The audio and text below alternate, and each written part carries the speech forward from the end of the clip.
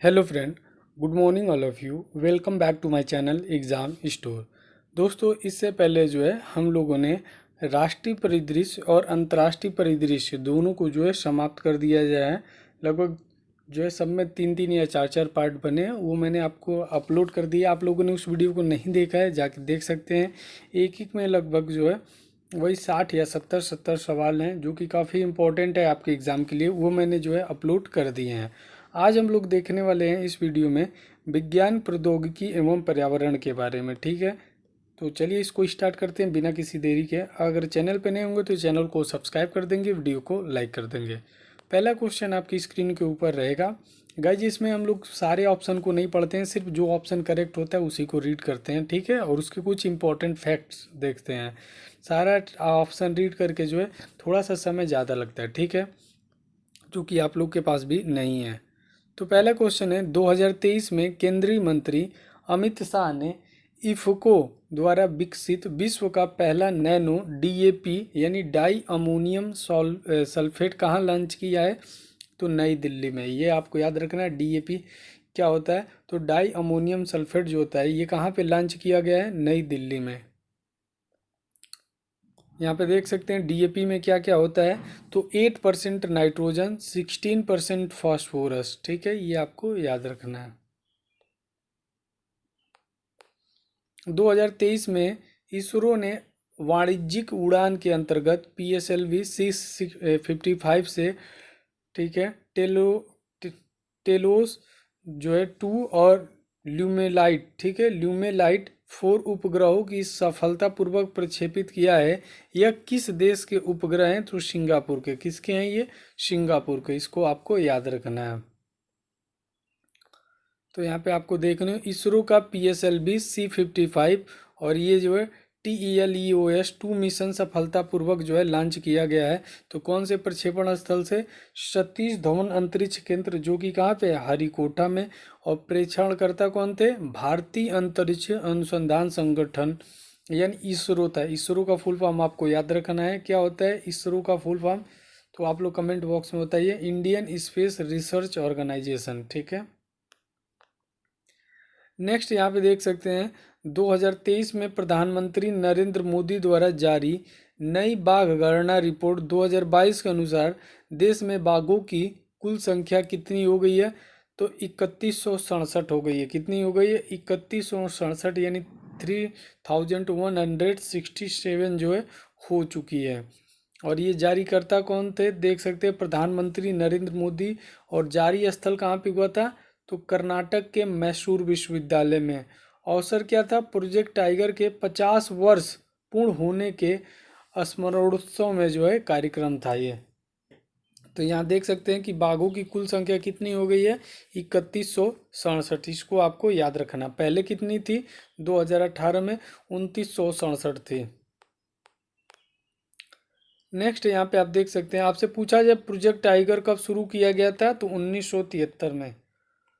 2023 में नासा ने अपने आगामी मून मिशन आर्टेमिस सेकेंड के लिए 4 अंतरिक्ष यात्रियों को चुना है, जिसमें एक महिला अंतरिक्ष यात्री भी शामिल है, जिसका नाम क्या है?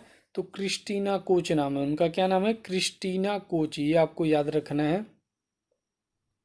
नासा के मून मिशन आर्टेमिस सेकेंड के लिए 4 अंतरिक्ष यात्रियों के नामों की घोषणा की गई है।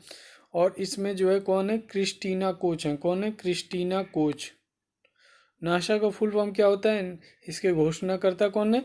नेशनल एरोनॉटिक्स, ठीक है, एंड स्पेस एडमिनिस्ट्रेशन। कौन है? National aeronautics and space administration है।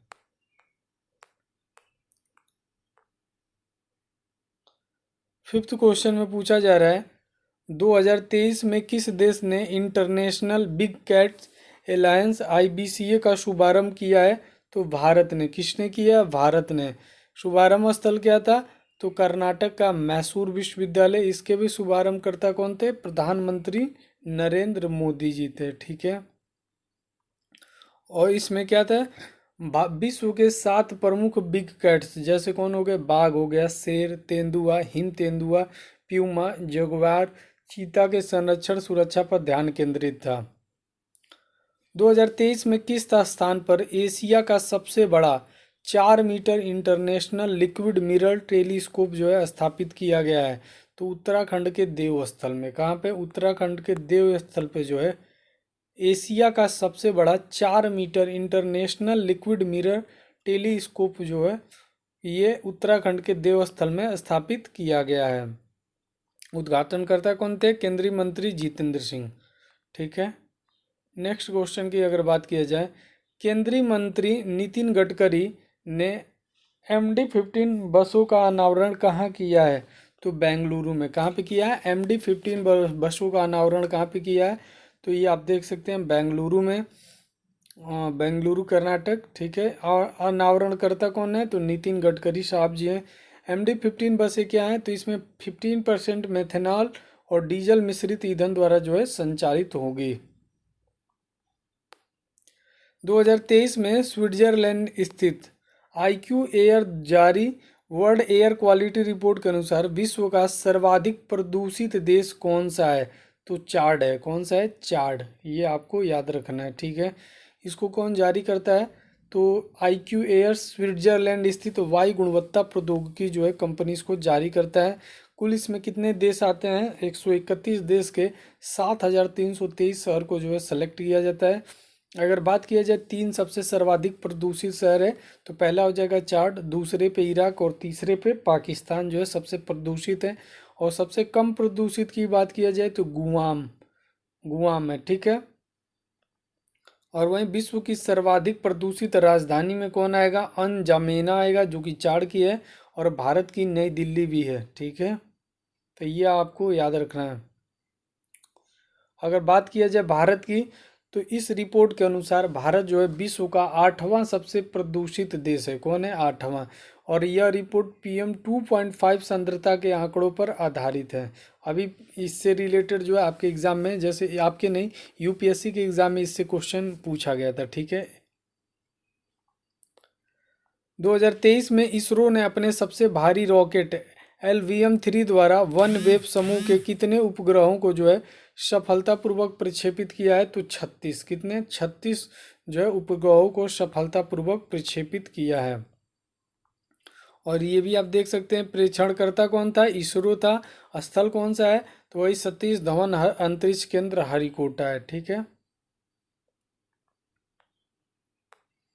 हाल ही में कार्बन डाइऑक्साइड CO2 आयात कर उसे समुद्र के नीचे दफन करने वाला विश्व का पहला देश कौन बना है? डेनमार्क है। कौन है? डेनमार्क। इसको आपको याद रखना है। ठीक है।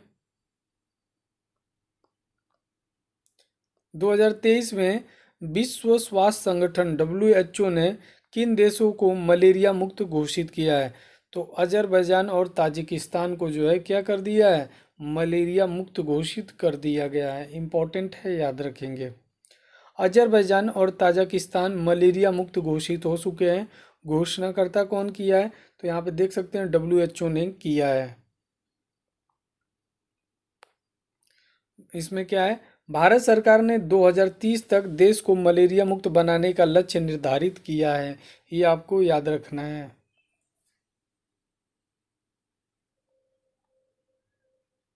2023 में चीता पुनर्वास योजना के अंतर्गत किस देश से 12 चीते जो है भारत लाए गए थे?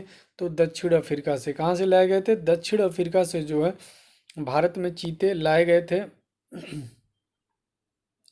और फिर इसमें देख सकते हैं कि भारत में चीते कहाँ पे छोड़े गए थे? तो MP के कूनो नेशनल पार्क में। कहाँ पे? MP के जो है कूनो नेशनल पार्क में जो है उसको छोड़ा गया था।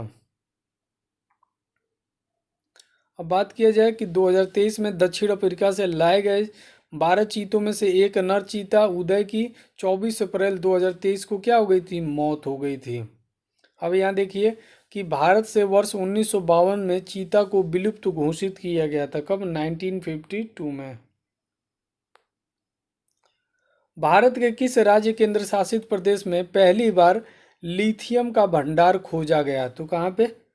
जम्मू एंड कश्मीर में जो है लिथियम का भंडार खोजा गया था। खोजकर्ता कौन है? Geological survey of India.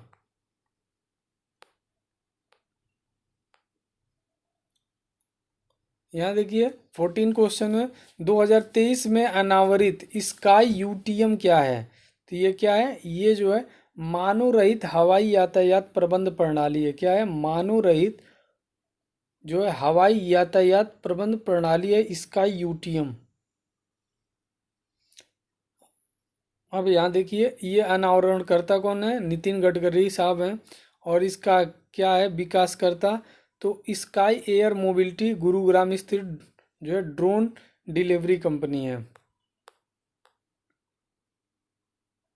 और यह भारत का अपनी तरह का पहला और एकमात्र क्लाउड आधारित मानव रहित हवाई यात्रा प्रबंध प्रणाली है, जो मानव युक्त विमान हवाई क्षेत्र के साथ मानव रहित एयर ट्रैफिक को भी एकीकृत करता है। 15 में पूछा जा रहा है 2023 में इसरो ने अपने सबसे छोटे रॉकेट SSLV D2 द्वारा कुल कितने उपग्रह को जो है प्रक्षेपित किया गया है? तो कितने? 3 जो है उपग्रहों को प्रक्षेपित किया गया है। स्थल की बात किया जाए तो सतीश धवन अंतरिक्ष केंद्र हरिकोटा है। और प्रक्षेपणकर्ता की बात किया जाए तो वही इसरो है अपना। ठीक है। अब नेक्स्ट क्वेश्चन जो है 16 में पूछा जा रहा है, हाल ही में भारतीय भूवैज्ञानिक सर्वेक्षण ने भारत के पहले भूवैज्ञानिक पार्क को मंजूरी दी। यह कहाँ स्थापित किया जाएगा? 16 का आपको बताना है। राइट आंसर क्या हो जाएगा? तो सही जवाब है मध्य प्रदेश के जबलपुर में। कहाँ पे? भारत के पहला भूवैज्ञानिक पार्क जो है कहाँ पे स्थापित किया जाएगा? तो मध्य प्रदेश के जबलपुर में। नेक्स्ट है 2023 में कलवरी श्रेणी की किस पनडुब्बी को भारतीय नौसेना में जो है शामिल किया गया है? तो किसको? बागीर को। ये आया था यूपी पीसीएस में, अभी जो है ये क्वेश्चन पूछा गया था कि कलवरी श्रेणी की किस पनडुब्बी को जो है भारतीय नौसेना में शामिल किया गया था? तो बागीर को। याद रखिएगा, बागीर बागीर।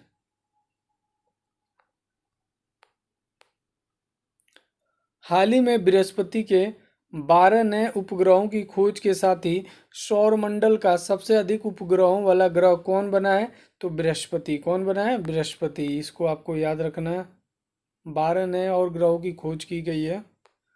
2023 में यूरोपीय अंतरिक्ष एजेंसी ने किस ग्रह पर समुद्री जीवन की खोज के लिए जूस मिशन सफलतापूर्वक जो है प्रक्षेपित किया है?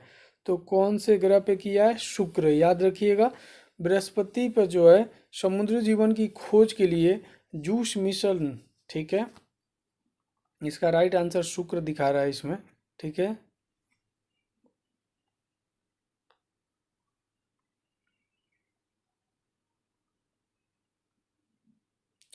2023 में भारत ने अपने पहले स्वदेशी मोबाइल ऑपरेटिंग सिस्टम का सफल परीक्षण किया और इस ऑपरेटिंग सिस्टम को क्या नाम दिया गया है? तो भार ओएस। क्या दिया गया? भार ओएस। भार ओएस भारत का पहला स्वदेशी मोबाइल जो है ऑपरेटिंग सिस्टम है।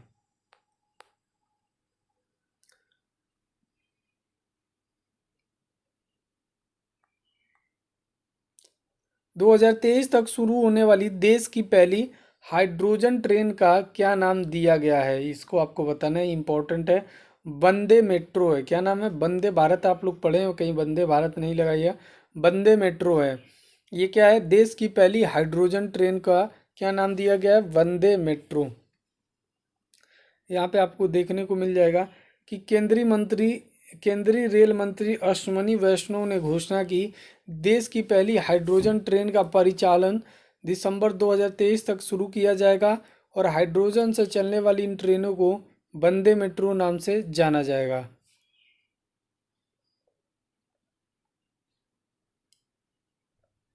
अगर बात किया जाए पहली हाइड्रोजन ट्रेन का जो परिचालन होगा वो कालका शिमला हेरिटेज सर्किट पर दिसंबर 2023 तक शुरू किया जाएगा। और बात किया जाए एशिया की पहली हाइड्रोजन ट्रेन की शुरुआत जो है कहाँ हुई है? तो जर्मनी ने विश्व की पहली हाइड्रोजन ट्रेन, और जबकि जनवरी 2023 में चीन ने। तो सबसे पहले किसने किया है? जर्मनी ने। और सेकेंड पे कौन है? जर्मनी ने 2022 में स्टार्ट कर दिया था और चीन जो है इसको जनवरी 2023 में अभी स्टार्ट किया है।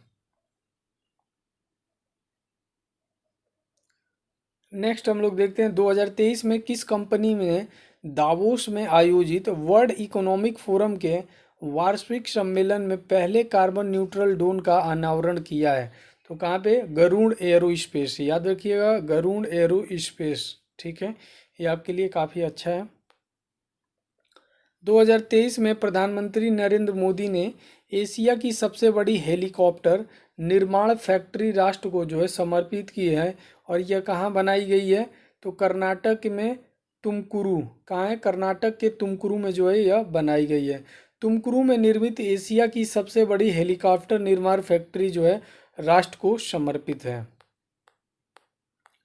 2023 में 108वीं भारतीय विज्ञान कांग्रेस का आयोजन कहाँ पे किया गया है, तो राष्ट्र संत तुकडोजी महाराज नागपुर विश्वविद्यालय नागपुर में जो है किया गया है।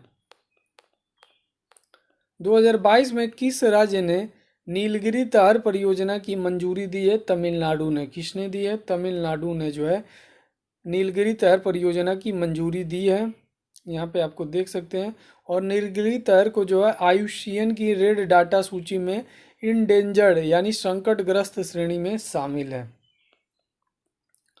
26 में पूछा जा रहा है 2022 में केंद्रीय गृह एवं सहकारिता मंत्री अमित शाह ने सीमा सुरक्षा बल के लिए किस मोबाइल ऐप को लॉन्च किया है, तो प्रहरी, क्या है, प्रहरी, इसको याद रखिए किसने लॉन्च किया है, ये भी आपसे पूछा जा सकता है, और एप्लीकेशन का नाम प्रहरी है। लोकार्पण स्थल आप देख सकते हैं न्यू दिल्ली है। लोकार्पण करता कौन है, ये भी मैंने बता दी, संबंधित किससे, बीएसएफ से, बॉर्डर सिक्योरिटी फोर्स होता है। हाल ही में किस राज्य के बीज फॉर्म को भारत का पहला कार्बन तटस्थ कार्बन न्यूट्रल फॉर्म घोषित किया गया है, केरल को। किसको, केरल को जो है, याद रखिए केरल स्थित बीज फॉर्म भारत का पहला कार्बन तटस्थ कृषि क्षेत्र फॉर्म घोषित हो गया, ठीक है। केरल का एर्नाकुलम जिले में जो है ये राज्य बीज फॉर्म है, स्टेट सीड फॉर्म घोषणाकर्ता कौन है, पिनाराई विजयन, जो केरल के मुख्यमंत्री हैं। और कार्बन न्यूट्रलिटी की बात किया जाए तो नेट जीरो CO2 उत्सर्जन की स्थिति है।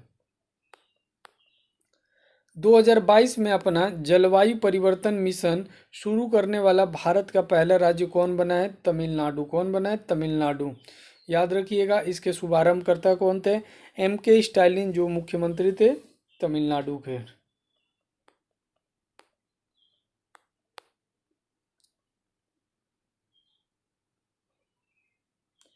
नेक्स्ट जो है, भारत ने कितनी मारक क्षमता वाली अग्नि 5 मिसाइल का सफल परीक्षण किया है, तो 5000 किलोमीटर तक का, कितना, 5000 किलोमीटर तक का जो है अग्नि 5 बैलिस्टिक मिसाइल का सफल परीक्षण किया है। 2022 में किस युद्धपोत को भारतीय नौसेना में शामिल किया गया है, तो INS मार्मोगोवा को। किसको, मार्मोगाव को जो है इसको शामिल किया गया। INS मार्मोगाव D67 भारतीय नौसेना में शामिल हुआ है।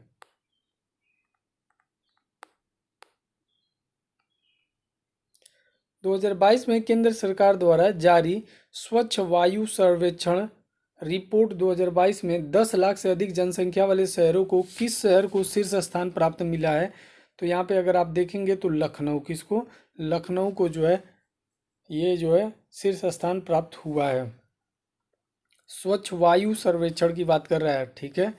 तो यहाँ पे देख सकते हैं 10 लाख से अधिक जनसंख्या वाले शहरों में शीर्ष 3 स्थान कौन है, तो उत्तर प्रदेश के तीनों है, लखनऊ है, दूसरा प्रयागराज और तीसरा वाराणसी है। ये आपको याद रखना है, आपके लिए काफ़ी ज़्यादा इंपॉर्टेंट हो सकता है। वायु के बारे में पूछा जाए, केंद्रीय पर्यावरण वन एवं जलवायु परिवर्तन मंत्रालय जारी करते हैं स्वच्छ वायु सर्वेक्षण, तो लखनऊ, प्रयागराज, वाराणसी हैं। वहीं बात किया जाए श्रेणी 2 में, यानी 3 से 10 लाख जनसंख्या वाले शहरों में शीर्ष 3 स्थान कौन है, तो एक मुरादाबाद है, दूसरा फिरोजाबाद है और तीसरा महाराष्ट्र का अमरावती है।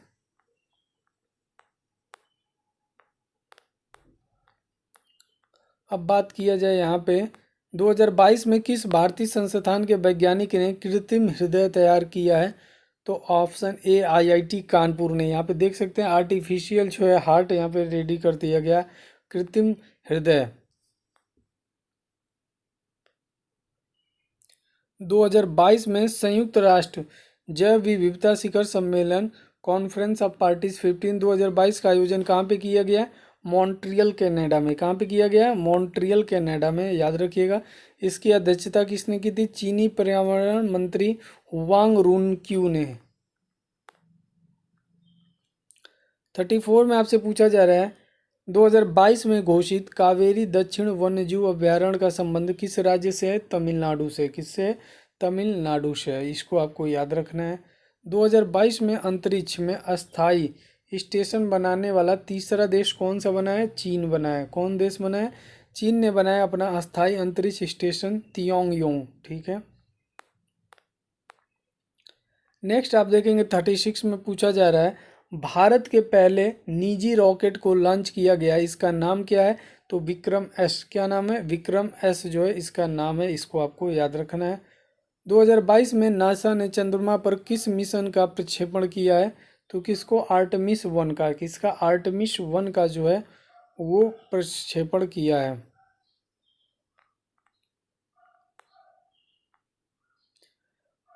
अरिट्टापट्टी को भारत का 35वां जैव विविधता विरासत स्थल जो है बायोडाइवर्सिटी हेरिटेज साइट BDS घोषित किया गया। भारत के किस राज्य में स्थित है? तो तमिलनाडु राज्य में स्थित है। ठीक है, इसको आपको याद रखना है। और भारत का 35वां तमिलनाडु का पहला जैव विविधता विरासत स्थल है। भारत का पहला जैव विविधता विरासत स्थल 2007 में नल्लूर इमली ग्रोव जो कि कर्नाटक के बेंगलुरु में घोषित किया गया था। किस हल्के लड़ाकू हेलीकॉप्टर को भारतीय वायुसेना में शामिल किया गया है? तो प्रचंड है। कौन है? प्रचंड। याद रखिएगा, इस प्रचंड जो है स्वदेशी रूप से डिजाइन एवं विकसित हल्का लड़ाकू हेलीकॉप्टर प्रचंड भारतीय वायुसेना में शामिल है। 2022 में किस संस्था द्वारा कच्चे तेल और रिफाइनरी उत्पादों के लिए अपनी नई atmospheric pressure hydrogen free low carbon desulphurisation प्रक्रिया की घोषणा की गई है? तो CSIR Indian Institute of Petroleum Dehradun ने। नेक्स्ट 41 में पूछा जा रहा है भारत के किस राज्य ने सिलेंडर लोरीज के लिए भारत के पहले अभयारण्य को अधिसूचित किया है? तो किसको? तमिलनाडु ने। इसको आपको याद रखना है कि सिलेंडर लोरीज के लिए देश का पहला अभयारण्य अधिसूचित कौन है? तमिलनाडु है। अब सिलेंडर लोरीज के बारे में पहले जानिए होता क्या है। यह एक छोटा निशाचर प्राइमेट है। क्या है? निशाचर प्राइमेट है। यह अपने जीवन का अधिकांश समय पेड़ों पर व्यतीत करता है। घनी कटीली झाड़ियों और बांस के झुरमुटों में रहना पसंद करते हैं। कौन? सिलेंडर लोरिस्ट। अब इसकी शारीरिक संरचना कितनी कैसी होती है? पतली लंबी भुजाएं, छोटी अवशेषी पूंछ, 2 बड़ी भूरी आंखें होती हैं। आहार क्या खाता है? कीड़े, पत्ते, फूल, घोंघे और पक्षियों के अंडे आदि। लाभ इससे क्या होता है? फसलों की कीटों से रक्षा होती है। आयुषीयन स्थिति में अगर इसको देखा जाए तो लुप्त प्राय है। क्या है? लुप्त प्राय है। नेक्स्ट, तो आज के लिए गाइज इतना ही रहने देते हैं। 42 जो है हम लोग नेक्स्ट पेज से करेंगे क्योंकि वीडियो काफ़ी लंबी हो जाएगी तो आपके लिए भी दिक्कत हो जाएगा। ठीक है, तो 42 क्वेश्चन से हम लोग आगे नेक्स्ट पार्ट में करेंगे। आज के लिए बस इतना ही। मिलते हैं नेक्स्ट वीडियो में नेक्स्ट अपडेट के साथ। तब तक के लिए गुड बाय, टेक केयर, जय हिंद दोस्तों, लव यू ऑल।